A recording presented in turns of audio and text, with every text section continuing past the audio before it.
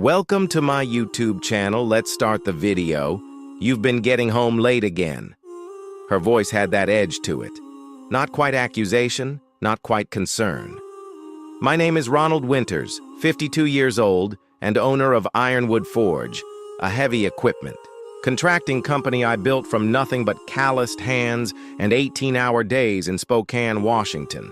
15 years of marriage to Cheryl, 15 years of friendship with Wayne, 15 years of thinking I knew what loyalty meant. I stood in our kitchen that night, still in my work boots, exhaustion riding my shoulders like a familiar weight.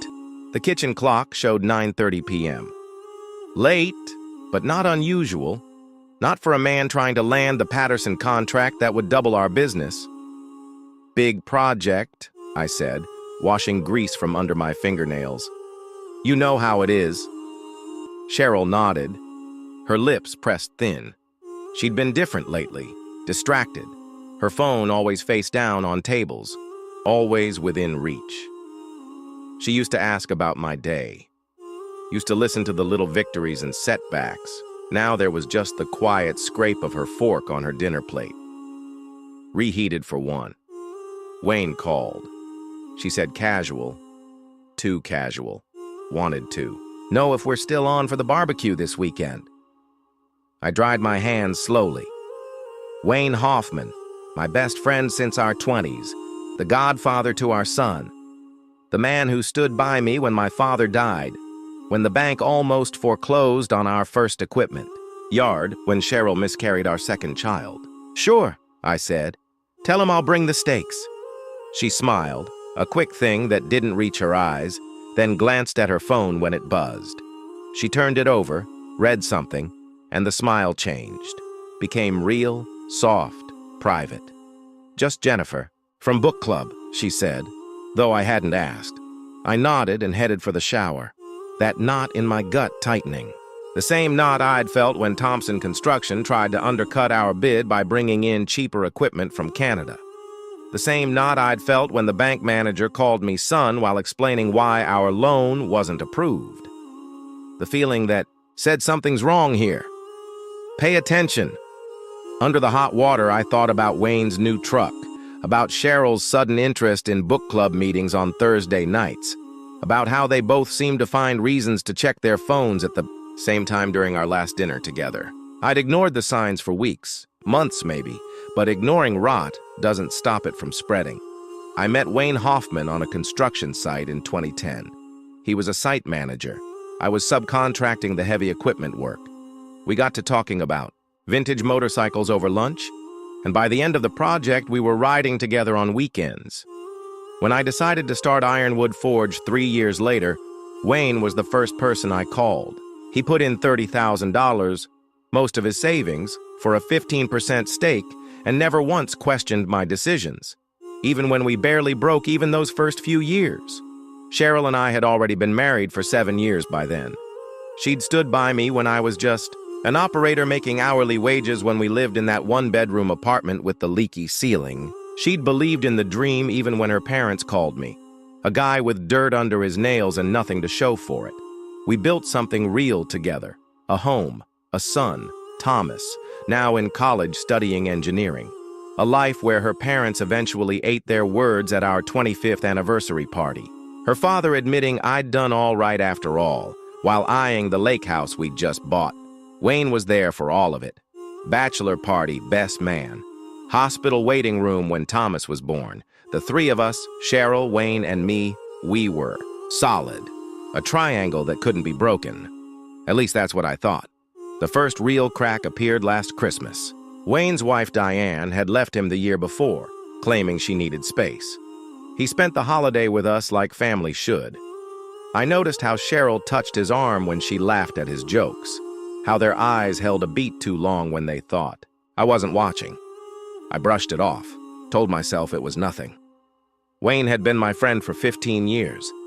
You don't throw that away over a hunch. Then came the missed calls on her phone from Jennifer at odd hours. The new perfume she started wearing. To book club. The way she'd jump when I walked into a room while she was texting. Wayne started finding reasons to stop by the house when I was still at job sites. offering to help Cheryl with the leaky faucet in the guest bathroom, dropping off documents he could have easily emailed. I kept my mouth shut, kept working late. To secure our future, to expand the business we'd built. Every man has blind spots when it comes to the people he trusts most. Mine were staring me in the face, and still I looked away until I couldn't anymore. It was a Tuesday evening in April when everything fell apart. I'd finished at the Patterson site early. We'd finally landed the contract and decided to surprise Cheryl by coming home for dinner instead of grabbing takeout. I stopped to pick up a bottle of her favorite wine, feeling like we needed to reconnect, like maybe I could fix whatever was pulling us apart. The house was quiet when I walked in. Too quiet for 7 in the evening. Cheryl's car was in the driveway, but she wasn't in the kitchen or living room. I set the wine on the counter, noticing her phone next to the sink. Screen lit up with an incoming message. I'd never been the type to check my wife's phone. Never needed to. But something about the timing, the silence in the house, the knot in my gut that had grown too large to ignore. My hand moved before I could second-guess myself. The message was from Wayne, left my jacket upstairs. Don't tell Ron I stopped by. My body went cold, not with shock, but with certainty, like the final tumbler in a lock clicking into place. I took the stairs slowly, each step measured, listening. The master bedroom door was partly open. I pushed it wider and found Cheryl, sitting on the edge of our bed holding Wayne's leather jacket, the one I'd given him for his 50th birthday. She looked up, saw me standing there, and the color drained from her face. "Ron," she said, just my name hanging in the air between us. I held up her phone, screen still lit. He left his jacket. She didn't deny it, didn't try to spin some story about helping him with paperwork or discussing a surprise party for me. She just sat there, shoulders slumped, still clutching his jacket. "You're always working late?" she finally said, eyes fixed on the floor. "He was there for me." I nodded slowly, feeling strangely calm. "I get it. I just need some time to process this." I turned and walked out down the stairs, grabbing my keys from the hook by the door. I drove to the empty Ironwood office and sat at my desk in the dark, staring at nothing. It wasn't just the betrayal of my wife. It was Wayne. 15 years of friendship. 15 years of trust. The man who'd helped me build everything I had, now trying to take the most important part. I pulled out my desk bottle, the good whiskey we broke open when we landed the Patterson contract just that morning, and poured 2 fingers. Didn't drink it, just stared at the amber liquid catching light from the parking lot outside. By midnight, I hadn't touched the whiskey, but something had hardened inside me. The pain was still there, a physical ache behind my ribs. But it was being walled off by something colder, more focused. I'd spent my life building things, equipment, fleets, a company, a marriage. Now, I was going to take something apart, piece by careful piece. I pulled out my phone and called my lawyer's private number. I gave Cheryl space for exactly 3 days. Slept in the guest room. Didn't ask where she went during the day or who she was talking to when her phone rang. I was cordial, distant, processing exactly what a stunned husband should be doing. What she didn't see was what happened during business hours. The morning after finding Wayne's jacket, I met with Harold Kessler, the corporate attorney who'd helped structure Ironwood Forge when we first incorporated. We sat in his downtown office, blinds half drawn against the spring sunshine. "You want to trigger Article 7? He said, eyebrows raised. "Not a question." "Yes. Article 7 was my insurance policy." When Wayne and I formalized his investment 15 years ago, Harold had suggested including a clause that would protect the company if either partner engaged in actions that could damage its reputation. At the time, I was thinking about gambling debts or DUIs, things that could scare off clients in our conservative industry. I never imagined I'd use it because my partner was sleeping with my wife. "It'll mean buying him out at predetermined rates," Harold warned. 20 cents on the dollar of current valuation. I nodded. I know. And you have proof. I slid my phone across the desk. The text messages I downloaded from Cheryl's phone while she slept. The GPS history showing Wayne's truck parked at our house during work hours when I was at job sites. The emails I'd found when I finally checked her laptop. Harold scrolled through it all, his expression professionally neutral. This will get ugly, Ron. It's already ugly. 2 days later, the papers were ready. I called Wayne and asked him to meet me at the office after hours. Said I needed to discuss the Patterson project expansion. He showed up looking exactly like he always did. Flannel shirt, work jeans, that leather birthday jacket, like a man with nothing to hide. Like my friend. "Hey, buddy," he said, dropping into the chair across from my desk. "What's so urgent it couldn't wait till morning?" I slid the folder across. To him. "Article 7, dissolution papers. I'm buying your shares." His face went from confused to shocked to angry in the space of seconds as he flipped through the documents. What the hell is this Article 7 actions detrimental to the company's reputation? Where is this coming from? I kept my voice level. You know exactly where it's coming from, Wayne. Is this about Cheryl? He leaned forward, lowering his voice like we were conspirators. Look, I know things haven't been great between you two. She's been lonely, man. It just happened. 15 years of friendship, and that's your explanation. It just happened. He ran a hand through his hair. You've been absent, Ron, working all the time, building this precious company. When was the last time you actually listened to her? Actually, showed up. His voice took on a righteous edge. You drove her right to me. I almost laughed. So it's my fault. I'm not signing this, he said, pushing the folder back. You can't force me out over a personal matter. Actually, I can. Section 3, paragraph 2. Read it. He glanced down, reading the fine print he'd signed 15 years ago without a second thought. His face darkened. You do this to me after everything we've built together? You did this to us? I corrected. I'm just following the contract. Wayne stood up, knocking his chair back. Cheryl won't stand for this. She'll back me up. I just nodded. You should call her. He pulled out his phone, his fingers jabbing at the screen as he stormed out. I sat back in my chair, waiting for the next domino to fall. The next morning, Wayne showed up at my house. I was in the kitchen making coffee when he burst through the front door like he owned the place. Maybe in his mind he thought he did. What did you say to her? He demanded, face flushed with anger. I took my time pouring the coffee. Who? Cheryl. She's not answering my calls. Her sister said she left town yesterday. That was news to me. I'd given her space, hadn't tracked her. Movements. But I kept my face neutral as I sipped my coffee. Maybe she needed time to think. Wayne slammed his palm on the counter. Don't play games. You threatened her, didn't you? Made her choose between me and your money. I set my mug down carefully. I didn't have to threaten anyone, Wayne. I showed her the same paperwork I showed you, the dissolution of our partnership, and I showed her the prenuptial agreement she signed when we got married, the one with the infidelity clause. His face went slack. What infidelity clause? The one that says, if either party commits adultery, they forfeit all rights to community property acquired during the marriage, including ownership stake in Ironwood Forge. This was the piece Wayne never knew about. When Cheryl and I married, her parents insisted on a prenup to protect their family money. I'd agreed, but added my own conditions. We'd both signed it, then filed it away, never expecting to need it. You're lying, Wayne said, but his voice lacked conviction. I walked to my home office, unlocked the bottom drawer of my filing cabinet, and pulled out a folder.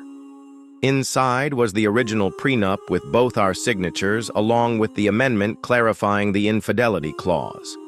Wayne read it, then looked up at me with something like awe. You've been planning this for 15 years.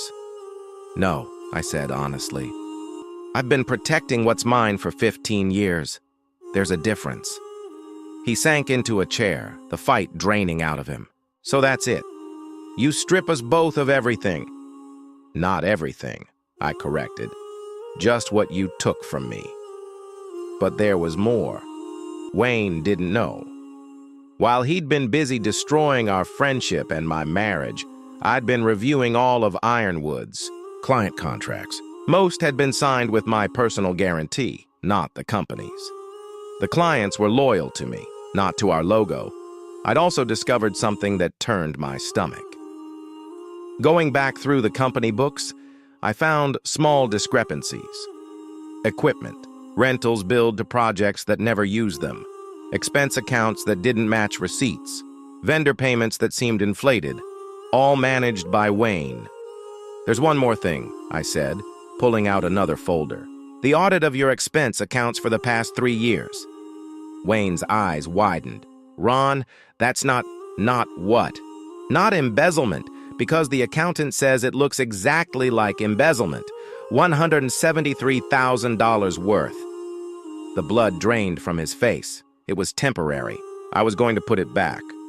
With what money? Your divorce cleaned you out 2 years ago. I needed it for Diane's settlement, he admitted. Then for the down payment on the new house. Then to impress. He trailed off. To impress my wife. I finished. For him. He stared at the floor. What are you going to do? I closed the folder. That depends on whether you sign the dissolution papers. Sign. And this audit never sees the light of day. Fight me and I'll take this to the district attorney. Wayne looked at me for a long moment. You've thought of everything, haven't you? No, I said quietly. I never thought I'd have to think of this. Segment 3, 600 words. Plan in motion. I gave Wayne 24 hours to sign the papers. He did it in 12. By the end of the week, his 15% stake in Ironwood Forge belonged to me at 20 cents on the dollar, a fraction of what it was worth after we'd landed the Patterson contract. What he didn't know was that I'd already been in touch with Patterson Construction. I'd personally guaranteed our performance on their project, assuring them that the internal restructuring at Ironwood wouldn't affect their timeline or quality. Old man Patterson himself had clapped me on the shoulder and said, "We always knew we were hiring you, Ron, not your company." While Wayne was cleaning out his office, I was meeting with our 3 other major clients, securing their business with personal handshakes and revised contracts. By the time he'd finished packing his photos and coffee mug, I'd locked down 80% of our annual revenue with ironclad agreements that followed me, not the Ironwood name. Cheryl returned after a week at her sister's place in Portland. I was in the backyard splitting firewood when her car pulled into the driveway. She approached cautiously like she was testing thin ice. "We need to talk," she said. I set down the axe. About us, about what happens next." Her voice was steady, practiced. She'd been rehearsing this conversation. "I've already filed the divorce papers," I said. "Your copy is on the kitchen." Counter. She blinked, thrown off her script. Just like that. 15 years of marriage and you're throwing it away without even trying to fix things. The irony almost made me laugh. Almost. "You already made that decision," I said, picking up another log. "I'm just handling the paperwork. Ron, people make mistakes. Marriages recover from affairs all the time. I lined up the axe. This wasn't a mistake. It was a choice. You made it every day for months. I brought the axe down, splitting the log cleaned through." The crack echoed across the yard. "What about the house?" she asked, shifting to practical matters now that the emotional appeal had failed. "And your retirement accounts?" "My lawyer says I'm entitled to half of everything." I set the axe down again and faced her directly. "Your lawyer should read your prenup more carefully, specifically the infidelity clause." Her face went pale. "That old thing. We signed that 20 years ago. Can't possibly." "It can, and it does," I said, cutting her off. "But I'm not leaving you with nothing. You'll get the vacation cabin and a settlement. Enough to start over, not enough to share with Wayne." Her eyes widened. "Wayne, what does he have to do with the divorce?" "Nothing anymore. He's been bought out of Ironwood. The money he embezzled is being repaid through the sale of his shares. She sat down heavily on the garden bench. Embezzled. What are you talking about? I realized then that she didn't know. Wayne had been stealing to maintain the lifestyle that impressed her, to afford the gifts and dinners and weekend getaways. He'd betrayed not just me, but her expectations too. Ask him yourself, I said, picking up the axe again. Though I doubt he'll take your call now that he's lost his golden goose. She stared at me like she was seeing a stranger. Maybe she was the man who would have forgiven her anything, who would have worked himself to death, to give her everything. That man died the night I found Wayne's jacket on our bed. "Who are you?" she whispered. I split another log. "Someone who's done carrying people who are planning to drop me." 6 weeks after finding Wayne's jacket, I sat in a conference room at Driftshade Limited, the second largest construction company in Eastern Washington. Across from me were their CEO, Arthur Bowman, and their lead counsel. Between us lay a stack of papers, the acquisition agreement for Ironwood Forge. "One last chance to reconsider, Ron," Arthur said. "Once you sign, there's no turning back." I reached for the pen. I'm not the one who will be having regrets. The plan had come together almost by accident. 2 weeks after forcing Wayne out, I'd gotten a call from Arthur. Driftshade had been trying to expand their heavy equipment division for years. With the Patterson contract secured and my company's reputation stronger than ever, the timing was perfect. I could have said no. Could have kept building Ironwood myself. But the company had become tainted, a daily reminder of betrayal. I needed a clean break, a fresh start. So, I'd made a deal. Driftshade would acquire Ironwood Forge for twice its market value with the condition that I stay on as division president for 2 years, bringing my client relationships and expertise with me. After that, I'd be free to retire or start something new. I signed my name on the final page, sliding the contract back across the table. Arthur's secretary appeared at the door. "Mr. Bowman, there's someone here to see Mr. Winters." Mr. Hoffman?" Arthur looked at me. I nodded. Wayne walked in, his face tight with barely controlled anger. "You sold the company without even offering me the chance to buy back in." I stood, extending my hand to Arthur. "Thank you for your time. I look forward to our partnership." As the Driftshade executives filed out, I finally turned to Wayne. "You're right. I sold it for $17 million. His mouth fell open. 17. "But my shares were worth about $600,000 at the time you sold them back to me for $120,000. The magnitude of what he'd lost hit him all at once. "You son of a, I'd be careful with the next words out of your mouth," I said quietly. "You're standing on very thin ice as it is." Wayne's fists clenched at his sides. "This isn't over." "Actually," I said, collecting my copy of the contract, "it is." 1 year later, I stood on the deck of my new cabin overlooking the Columbia River. Not the vacation place Cheryl got in the divorce, a new one, bigger, with a workshop out back where I was restoring a 1967 Harley I'd wanted since I was 19. The divorce had been final for 9 months. The settlement was exactly what I'd offered her from the start. Fair, but not generous. She'd taken it without a fight once her lawyer confirmed the prenup would hold up in court. I'd heard through mutual friends that she and Wayne had tried to make a go of it for a few months before it fell apart. He couldn't keep up the lifestyle she expected, not after losing his stake in Ironwood and having his reputation tarnished in our industry. Last I heard, she'd moved to Seattle trying to start fresh. Wayne had it worse. After our confrontation at Driftshade, he'd tried to launch his own equipment rental business, calling on the same clients we'd built relationships with over the years. But word had gotten around about his exit from Ironwood, about the accounting irregularities during his tenure. No one would touch him. He'd ended up taking a salaried position with a small outfit in Idaho, a major step down for a man who once owned part of the biggest equipment contractor in Eastern Washington. I took a sip of my coffee, watching an osprey circle over the river. My phone buzzed in my pocket. A text from Thomas, my son. He was coming home for the weekend, wanted to know if I was free for dinner. I texted back, "Always free for you." At 53, I wasn't where I thought I'd be at this stage of my life. My marriage was over. My best friend was a stranger. The company I'd built was in someone else's hands, even if I still ran it day to day. But I was standing on my own deck, breathing clean air with my son still in my life and $17 million investments working for me. I'd lost what wasn't real and kept what mattered.